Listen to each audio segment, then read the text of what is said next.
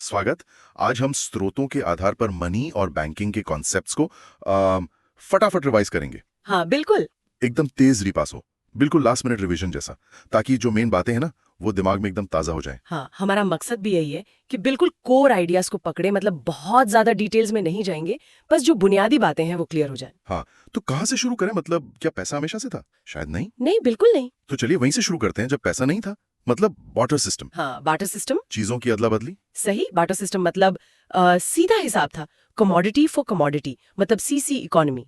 जैसे आपके पास गेहूं है, मुझे जूते चाहिए, हाँ, तो मुझे कोई ऐसा बंदा ढूंढना पड़ेगा जिसके पास जूते हो और उसे गेहूं चाहिए हो, तभी सौदा होगा। सामान के बदले सामान। सुनने में तो ये काफी सिंपल लगता है, पर असल में इसमें क्या दिक्कतें थी कि पैसा लाना पड़ा?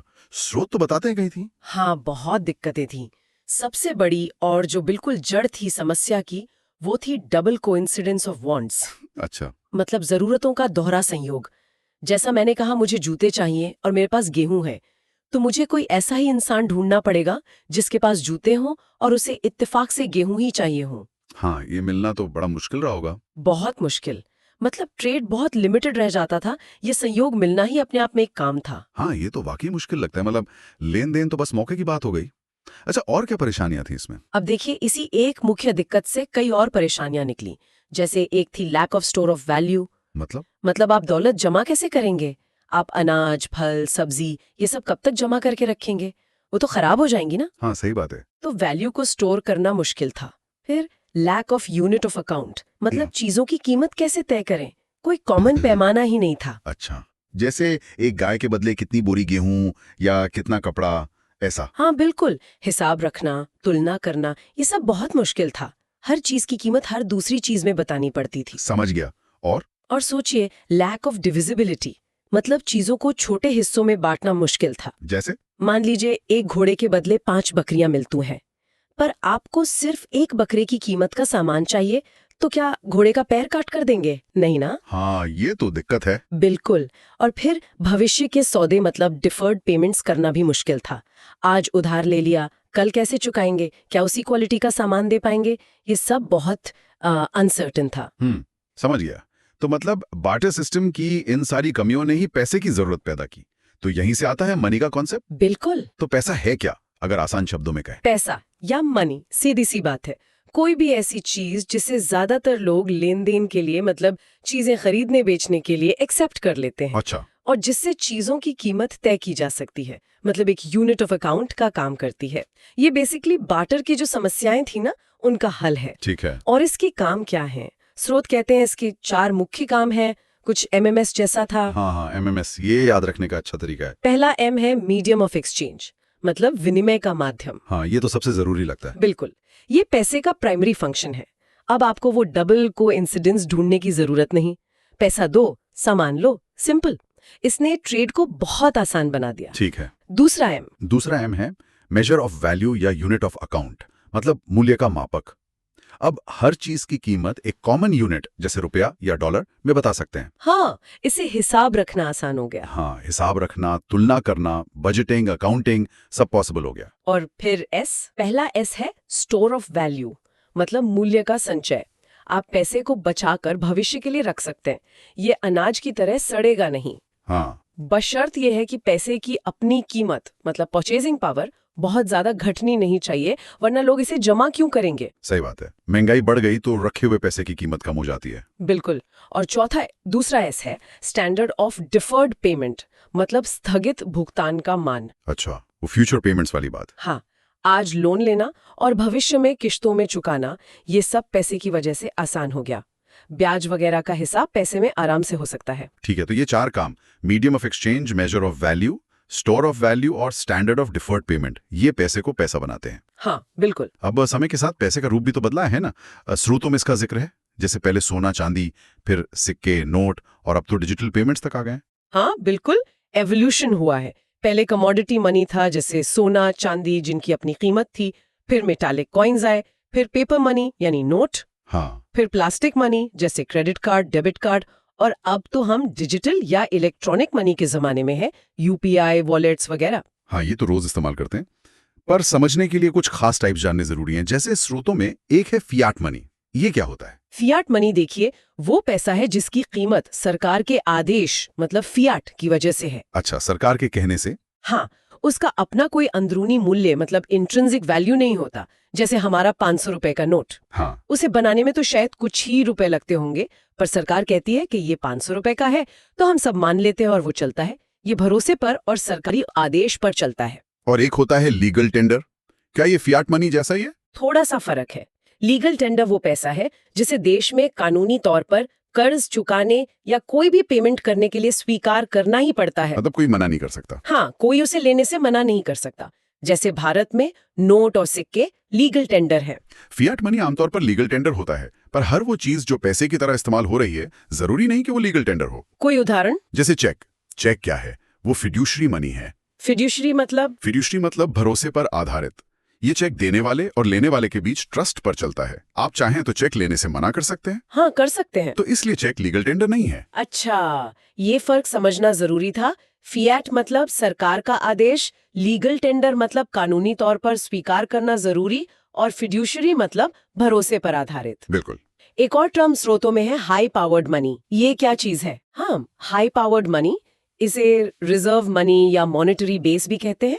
ये एक बहुत इंपॉर्टेंट कॉन्सेप्ट है। ये बेसिकली वो कुल करेंसी है जो देश के सेंट्रल बैंक जैसे हमारे यहाँ आरबीआई और सरकार ने जारी की है। अच्छा, इसमें क्या क्या आता है? इसमें वो पैसा आता है जो आम जनता के पास है, मतलब नोट और सिक्के जिसे हम सीयू कहते हैं, और वो पैसा जो कमर्शियल बैंक्स ने अपने पास वॉल्ट में रखा है या आरबीआई के पास रिजर्व के तौर पर जमा किया है। ठीक है। यही हाई पावर्ड मनी आगे जाकर लोन देने और मनी क्रिएशन का आधार बनता है, जिसकी बात हम शायद आगे करेंगे। हाँ, बिल्कुल। ठीक है, अब आते हैं मनी सप्लाई पर। ये मतलब अर्थव्यवस्था में कुल कितना पैसा है, यही हुआ ना? हाँ, पर इसमें एक नुआंस है।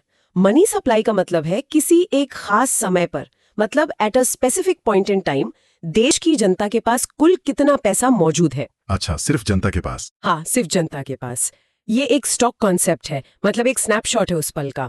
इसमें सरकार के पास रखा पैसा या बैंकिंग सिस्टम, आरबीआई और कमर्शियल बैंक्स के पास रखा पैसा नहीं गिना जाता। क्यों नहीं गिना जाता? क्योंकि वो पैसे के सप्लायर्स हैं, होल्डर्स नहीं। गिना वही जाता है जो पब्लिक के हाथों में है और लेन देन के लिए उपलब्ध है। ठीक है, और इसे भारत में मापते कैसे हैं? स्रोत M1, M2, M3, M4 की बात करते हैं। हमारे रिवीजन के लिए सबसे जरूरी कौन सा है? रिवीजन के लिए M1 सबसे जरूरी है। इसे नैरो मनी भी कहते हैं क्योंकि ये सबसे लिक्विड पैसा है, मतलब जिसे सबसे आसानी से खर्च किया जा सकता है। अच्छा, तो M1 में क्या क्या आता है? M1 में 3 चीजें आती हैं। मतलब? Currency held by the public, जनता के पास जो नोट और सिक्के हैं। ठीक है। Money held by commercial banks, मतलब net demand deposits with commercial banks. ये वो पैसा है जो लोगों का बैंकों के करंट और सेविंग्स खातों में जमा है, जिसे वो कभी भी मांग सकते हैं या चेक से निकाल सकते हैं। हाँ, जैसे हमारा सेविंग अकाउंट का पैसा। नेट क्यों कहते हैं? नेट इसलिए क्योंकि इसमें बैंकों का एक दूसरे के पास जो जमा होता है, इंटर बैंक डिपॉजिट्स, उसे हटा दिया जाता है। समझ गया। और तीसरा? तीसरा है ओडी, मतलब अदर डिपॉजिट्स विद आरबीआई। ये बहुत छोटा हिस्सा होता है। इसमें कुछ खास संस्थाओं जैसे विदेशी केंद्रीय बैंकों या आईएमएफ जैसी अंतर्राष्ट्रीय संस्थाओं का पैसा आरबीआई के पास जमा होता है, आम जनता का नहीं। तो M1 = CU + DD + OD, ये सबसे इजीली अवेलेबल पैसा है। हाँ, सबसे तरल। और M2, M3, M4 में क्या आता है, बस थोड़ा सा बता दीजिए। उनमें M1 के साथ साथ बैंकों की टाइम डिपॉजिट्स जैसे FD होती है ना, और पोस्ट ऑफिस की जमा जैसी चीजें जुड़ जाती हैं, जो M1 जितनी आसानी से खर्च नहीं की जा सकती, मतलब वो कम लिक्विड है। ठीक है। M3 को ब्रॉड मनी कहते हैं और ये अर्थव्यवस्था में मनी सप्लाई का एक आम पैमाना माना जाता है। पर हाँ, क्विक रिवीजन के लिए M1 काफी है। ओके, चलिए अब बात करते हैं उन संस्थाओं की जिनसे हमारा रोज पाला पड़ता है। कमर्शियल बैंक्स जैसे SBI, ICICI, HDFC, PNB वगैरह, इनका मूल काम क्या है? कमर्शियल बैंक्स, हाँ, ये एक फाइनेंशियल इंस्टीट्यूशन है जिसके 2 सबसे बुनियादी काम है, जैसा कि आपने कहा। क्या है वो? पहला, एक्सेप्टिंग डिपॉजिट्स, लोगों से पैसा जमा करना अलग अलग तरह के खातों में, जैसे savings account, current account, fixed deposit, FD, recurring deposit, RD वगैरह। हाँ, हम सब जमा करते हैं। और दूसरा? दूसरा, प्रोवाइडिंग लोन्स, लोगों को और बिजनेस को जरूरत के हिसाब से लोन देना, जैसे home loan, car loan, personal loan, business चलाने के लिए लोन वगैरह। ठीक है, जमा लेना और लोन देना। और ये चलते कैसे हैं, मतलब कमाते कैसे हैं? इनका प्रॉफिट कहाँ से आता है? इनका मुख्य मुनाफा आता है स्प्रेड से। स्प्रेड? हाँ, स्प्रेड मतलब अंतर। ये लोन पर जो ब्याज दर लेते हैं, लेंडिंग रेट, वो आमतौर पर जमा पर जो ब्याज देते हैं डिपॉजिट रेट उससे ज्यादा होती है। अच्छा। इसी अंतर से ये अपना खर्चा निकालते हैं, जैसे कर्मचारियों की सैलरी, ऑफिस का किराया और बाकी सब, और फिर जो बचता है वो उनका मुनाफा होता है। हाँ, ये तो है। लोन का इंटरेस्ट रेट हमेशा डिपॉजिट रेट से ज्यादा ही होता है। बिल्कुल। और साथ ही ये पेमेंट सर्विसेज भी देते हैं, जैसे चेक की सुविधा, ड्राफ्ट बनाना, फंड ट्रांसफर करना, एटीएम वगैरह। इन सब पर भी वो कुछ फीस ले सकते हैं। चलिए अब आते हैं उस चीज पर जो सुनने में थोड़ी जादू जैसी लगती है, मनी क्रिएशन या क्रेडिट क्रिएशन। स्रोत कहते हैं कि बैंक पैसा बनाते हैं। कैसे? क्या वो नोट छापते हैं? नहीं, नोट छापने का काम तो सिर्फ सेंट्रल बैंक का है, हमारे यहाँ आरबीआई का। कमर्शियल बैंक्स पैसा बनाते हैं लोन देने की प्रक्रिया से। इसे क्रेडिट क्रिएशन कहते हैं। अच्छा, लोन देने से पैसा बनता है, ये कैसे होता है? कोई उदाहरण दे सकती हैं? हाँ, उदाहरण से समझना आसान होगा। मान लीजिए कोई व्यक्ति राम बैंक ए में 1000 रुपए जमा करता है। ठीक है, ये हुई इनिशियल डिपॉजिट। हाँ, इनिशियल डिपॉजिट 1000। अब आरबीआई के नियमों के अनुसार बैंक को इस जमा का एक हिस्सा रिजर्व में रखना पड़ता है। इसे कहते हैं एलआरआर, लीगल रिजर्व रेशियो। इसमें क्या आता है? एलआरआर में दो चीजें आती हैं, सीआरआर कैश रिजर्व रेशियो जो आरबीआई के पास रखना होता है, और एसएलआर स्टैट्यूटरी लिक्विडिटी रेशियो जो बैंक को खुद तरल संपत्ति के रूप में रखना होता है। मान लेते हैं समझने के लिए कि एलआरआर 20% है। ओके, 20%। तो बैंक 1000 में से 200 रुपीज रिजर्व रखेगा। बिल्कुल।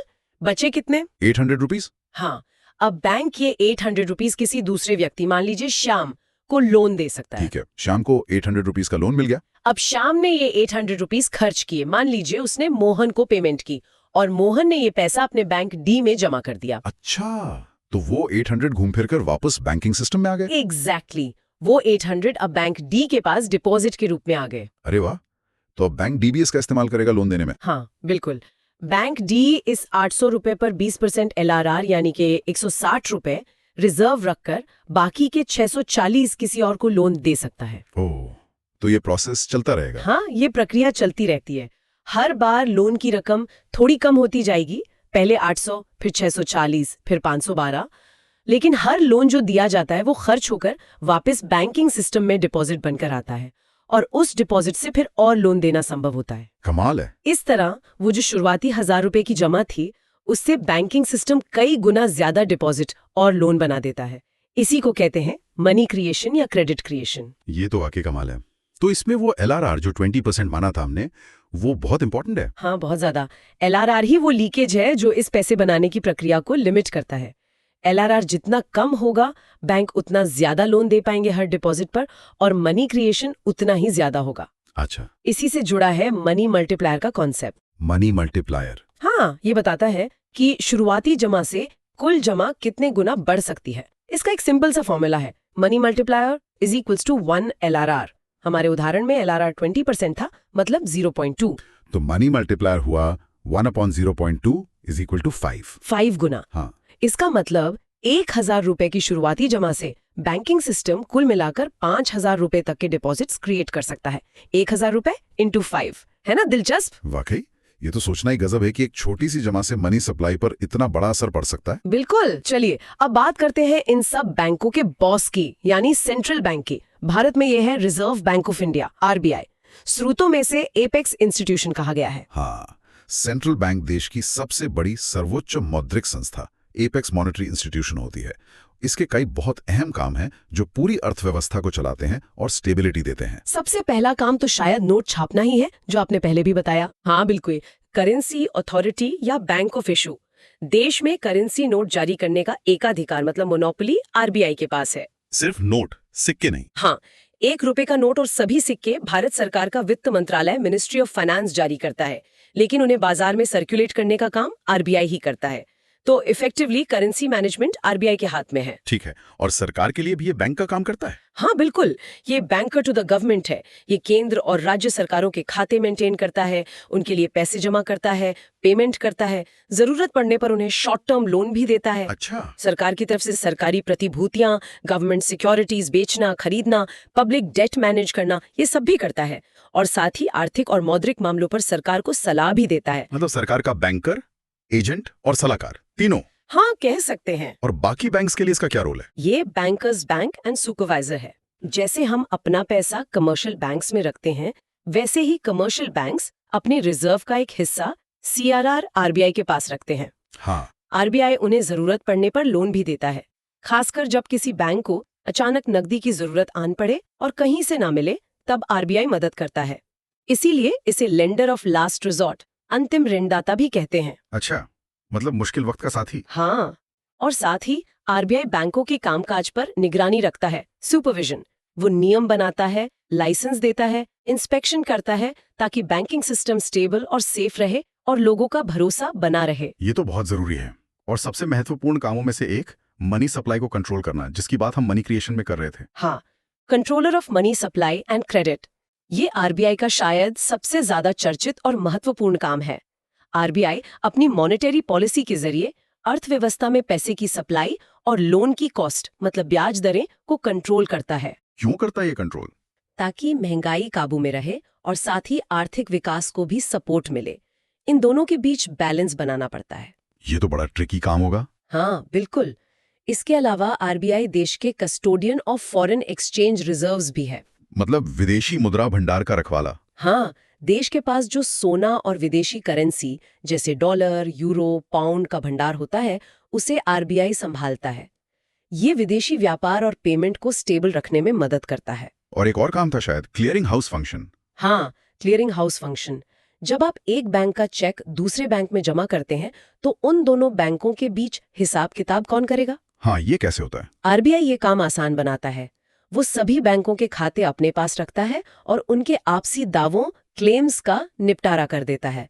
इससे रोज हजारों लाखों चेक आसानी से क्लियर हो जाते हैं। वाह, तो RBI के कंधे पर तो बहुत सारी और बहुत बड़ी जिम्मेदारियां हैं। हाँ, बिल्कुल। अब आते हैं उन हथियारों, मतलब टूल्स पर, जिनका इस्तेमाल RBI मनी सप्लाई कंट्रोल करने के लिए करता है। स्रोत इन्हें दो हिस्सों में बांटते हैं, क्वांटिटेटिव और क्वालिटेटिव। सही। पहले क्वांटिटेटिव इंस्ट्रूमेंट्स की बात करते हैं। ये क्या करते हैं? क्वांटिटेटिव इंस्ट्रूमेंट्स वो उपकरण हैं जो पूरी अर्थव्यवस्था में समग्र ओवरऑल मनी सप्लाई या क्रेडिट की मात्रा को अफेक्ट करते हैं। ये जनरल टूल्स हैं, किसी खास सेक्टर को टारगेट नहीं करते। अच्छा, कौन कौन से हैं ये मुख्य उपकरण? सबसे पहले तो आते हैं रिजर्व रेशियोज, जिनकी बात हमने LRR में की थी। एक, CRR, कैश रिजर्व रेशियो।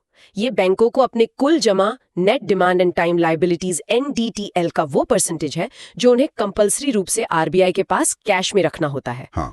अगर RBI को मनी सप्लाई कम करनी है, जैसे महंगाई रोकने के लिए, तो वो CRR बढ़ा देगा। इससे बैंकों के पास लोन देने के लिए कम पैसा बचेगा। और सप्लाई बढ़ानी हो तो CRR कम कर देगा। बिल्कुल। 2, SLR, स्टैट्यूटरी लिक्विडिटी रेशियो। ये NDTL का वो परसेंटेज है जो बैंकों को अनिवार्य रूप से अपने पास तरल संपत्तियों, लिक्विड एसेट्स जैसे कैश, सोना या सरकारी सिक्योरिटीज में रखना होता है। SLR बढ़ाने से भी बैंकों की लोन देने की क्षमता कम होती है। और CRR और SLR दोनों से लेंडिंग कैपेसिटी कंट्रोल होती है। हाँ, LRR = CRR + SLR। ये तो हो गया निशो। और ब्याज दरों वाले उपकरण, रेपो रेट आजकल बहुत सुनते हैं हम। हाँ, पॉलिसी रेट्स बहुत महत्वपूर्ण है। 3, रेपो रेट। ये वो ब्याज दर है जिस पर RBI कमर्शियल बैंकों को उनकी सरकारी सिक्योरिटीज गिरवी रखने के बदले शॉर्ट टर्म लोन देता है। अच्छा। रेपो मतलब रीपर्चेज अग्रीमेंट। अच्छा, तो इसका असर कैसे पड़ता है? अगर RBI रेपो रेट बढ़ाता है तो बैंकों के लिए RBI से पैसा उधार लेना महंगा हो जाता है। तो वो भी आगे लोन महंगा कर देंगे। हाँ, या तो वो भी अपनी लेंडिंग रेट्स बढ़ाएंगे या कम लोन देंगे। दोनों ही सूरतों में अर्थव्यवस्था में मनी सप्लाई या क्रेडिट ग्रोथ कम होगी। और अगर रेपो रेट कम किया तो लोन सस्ता होगा, सप्लाई बढ़ेगी। ये आजकल मॉनेटरी पॉलिसी का मुख्य हथियार माना जाता है। समझ गया। और रिवर्स रेपो रेट? ये क्या है? Force reverse repo rate. ये वो ब्याज दर है जो RBI बैंकों को उनसे शॉर्ट टर्म उधार लेने पर देता है। मतलब जब बैंकों के पास एक्स्ट्रा पैसा होता है तो वो उसे RBI के पास रख सकते हैं और उस पर ब्याज कमा सकते हैं। अच्छा, तो ये कैसे काम करता है? अगर RBI रिवर्स रेपो रेट बढ़ाता है तो बैंक अपना पैसा RBI के पास रखने के लिए ज्यादा उत्साहित होते हैं, क्योंकि उन्हें अच्छा रिटर्न मिलता है। हाँ। तो वो पब्लिक को लोन देने के बजाय RBI के पास पैसा रखना पसंद कर सकते हैं। इससे भी मार्केट में लिक्विडिटी कम हो जाती है। ठीक है। और एक बैंक रेट भी होता था। 5, बैंक रेट। हाँ, ये पहले लॉन्ग टर्म लोन की दर होती थी, जिस पर RBI बैंकों को लोन देता था बिना कुछ गिरवी रखे। अब इसका इस्तेमाल पॉलिसी सिग्नलिंग के लिए ज्यादा होता है। एक्चुअल लेंडिंग रेपो रेट पे ही होती है ज्यादातर। ओके। और एक और तरीका है ओपन मार्केट ऑपरेशंस। ये क्या है? 6, ओपन मार्केट ऑपरेशंस OMO। इसमें RBI खुले बाजार में सरकारी सिक्योरिटीज, गवर्नमेंट सिक्योरिटीज को खरीदता या बेचता है। ये बहुत पावरफुल टूल है। कैसे? जब RBI सिक्योरिटीज बेचता है, ओएमओ सेल, तो वो बैंकों और जनता से पैसा सोख लेता है क्योंकि लोग सिक्योरिटी खरीदने के लिए आरबीआई को पेमेंट करते हैं। इससे बैंकों के रिजर्व्स कम होते हैं और मनी सप्लाई घटती है। और जब खरीदता है, जब आरबीआई सिक्योरिटीज खरीदता है, ओएमओ परचेज, तो वो बाजार में पैसा डालता है, इंजेक्ट करता है, क्योंकि वो पेमेंट करता है सिक्योरिटी खरीदने के लिए। इससे बैंकों के पास ज्यादा पैसा आता है और मनी सप्लाई बढ़ती है। तो मोटा मोटा नियम ये हो गया कि अगर आरबीआई रेट्स, रीपो या रेशियो, सीआरआर, एसएलआर बढ़ाता है या सिक्योरिटीज बेचता है, ओएमओ सेल, तो मनी सप्लाई कम होती है, लोन महंगा या कम होता है। सही। और अगर रेट्स रेशियो घटाता है या सिक्योरिटीज खरीदता है, ओएमओ परचेज, तो मनी सप्लाई बढ़ती है, लोन सस्ता या ज्यादा होता है। बिल्कुल सही पकड़ा। ये है क्वांटिटेटिव टूल्स जो पूरी इकोनॉमी पर एक साथ असर डालते हैं। ठीक है, अब बात करते हैं क्वालिटेटिव इंस्ट्रूमेंट्स की। ये कैसे अलग हैं? स्रोत बताते हैं कि ये ज्यादा सिलेक्टिव होते हैं। हाँ, क्वालिटेटिव या सिलेक्टिव इंस्ट्रूमेंट्स, जैसा नाम से ही पता चल रहा है, वो पूरी अर्थव्यवस्था के बजाय क्रेडिट के फ्लो को किसी खास दिशा में मोड़ने या किसी खास मकसद के लिए दिए जाने वाले लोन को इन्फ्लुएंस करने के लिए इस्तेमाल होते हैं। मतलब ये टारगेटेड होते हैं। हाँ, ये लोन की क्वालिटी या यूज पर फोकस करते हैं, न कि सिर्फ क्वांटिटी पर। इसके उदाहरण क्या हैं? स्रोतों में कुछ दिए हैं। हाँ, मुख्य उदाहरण है 1, मार्जिन रिक्वायरमेंट्स। मार्जिन आवश्यकता। ये लोन की राशि और उसके बदले गिरवी रखी गई सिक्योरिटी जैसे शेयर्स, सोना, प्रॉपर्टी के बाजार मूल्य के बीच का अंतर होता है। ये कैसे काम करता है? मान लीजिए आरबीआई चाहता है कि लोग शेयर खरीदने के लिए ज्यादा लोन ना लें ताकि स्टॉक मार्केट में सट्टेबाजी ना बढ़े, तो वो शेयरों पर मार्जिन रिक्वायरमेंट बढ़ा सकता है। जैसे अगर 100 रुपए के शेयर पर 40% मार्जिन है, तो बैंक उस शेयर के बदले अधिकतम 60 रुपए का ही लोन देगा। मार्जिन ज्यादा मतलब लोन कम। अच्छा, तो इससे उस खास सेक्टर में लोन लेना कम हो जाता है। बिल्कुल, ये सिलेक्टिव कंट्रोल है। 2, मॉरल सुएजन। इसमें आरबीआई कोई नियम नहीं बनाता, बल्कि बैंकों पर नैतिक दबाव बनाता है या उन्हें सलाह, परसुएड देता है। किस तरह की सलाह? जैसे कि वो कुछ प्रायोरिटी सेक्टर्स जैसे कृषि, छोटे उद्योग, एक्सपोर्ट को ज्यादा लोन दे और कुछ नॉन प्रायोरिटी या स्पेक्युलेटिव सेक्टर्स जैसे सट्टेबाजी, गैर जरूरी सामान खरीदने को कम लोन दे। ये मीटिंग्स, भाषणों या इनफॉर्मल कम्युनिकेशन के जरिए किया जा सकता है। एक तरह से प्यार से समझाना या रिक्वेस्ट करना। अच्छा, मतलब डायरेक्शन देना। हाँ, और कभी-कभी 3, सिलेक्टिव क्रेडिट कंट्रोल्स भी इस्तेमाल हो सकते हैं, जैसे किसी खास कमोडिटी जैसे अनाज या चीनी के स्टॉक के बदले दिए जाने वाले लोन पर लिमिट लगा देना, ताकि लोग उसकी जमाखोरी होर्डिंग न कर सके। तो ये ज्यादा टारगेटेड तरीके हैं क्रेडिट को मैनेज करने के। हाँ, ये इकोनॉमी के स्पेसिफिक हिस्सों को अफेक्ट करते हैं। वाह, ये तो मनी और बैंकिंग का सचमुच एक तेज तर्रार बढ़िया रिवीजन हो गया। हाँ, कोशिश तो यही थी। हमने बार्टर की मुश्किलों से शुरू किया, फिर पैसे के काम, उसके अलग अलग रूप, मनी सप्लाई कैसे मापते हैं, बैंकों का रोल, वो पैसा बनाते कैसे हैं, वो मनी क्रिएशन वाली बात तो वाकई दिलचस्प थी। हाँ, वो मल्टीप्लायर इफेक्ट। हाँ, और आखिर में आरबीआई जो इन सब का रेगुलेटर है, और वो कैसे क्वांटिटेटिव और क्वालिटेटिव टूल से मनी सप्लाई को कंट्रोल करता है, सब पर हमने नजर डाली। हाँ, और सबसे खास बात यह है कि ये सारे हिस्से आपस में कितने जुड़े हुए हैं, है ना? एक आम आदमी के बैंक खाते में पड़े पैसे से लेकर आरबीआई के एक छोटे से फैसले तक सब कुछ एक दूसरे पर और पूरी अर्थव्यवस्था पर असर डालता है। इन स्रोतों से मिली जानकारी को इस तरह जोड़कर देखना काफी यूजफुल है। बिल्कुल, सोचने के लिए वाकई बहुत कुछ है। तो इस चर्चा के अंत में श्रोताओं के लिए एक सवाल छोड़ जाते हैं, जैसा कि स्रोतों में भी इशारा किया गया है ना। हाँ, बिल्कुल। हम सब देख रहे हैं कि हम तेजी से डिजिटल मनी और एक तरह से कैशलेस इकोनॉमी की तरफ बढ़ रहे हैं। हाँ। यूपीआई, वॉलेट्स, ये सब आम हो गया है। हाँ, बहुत तेजी से बदलाव आ रहा है। तो सवाल यह है कि ऐसे में भविष्य में पैसे का कौन सा बुनियादी कार्य जो हमने शुरू में डिस्कस किए थे, एमएमएस मतलब medium of exchange, measure of value, store of value या स्टैंडर्ड ऑफ डिफर्ड पेमेंट, आपको लगता है सबसे ज्यादा बदलेगा या उसके सामने सबसे बड़ी चुनौती आएगी? ये सोचने वाली बात है। क्या स्टोर करना आसान होगा, या कीमत मापना बदलेगा, या लेन देन का तरीका ही सब कुछ बदल देगा? हाँ, इस पर विचार कीजिएगा। अगली बार फिर मिलेंगे एक नए विषय के साथ।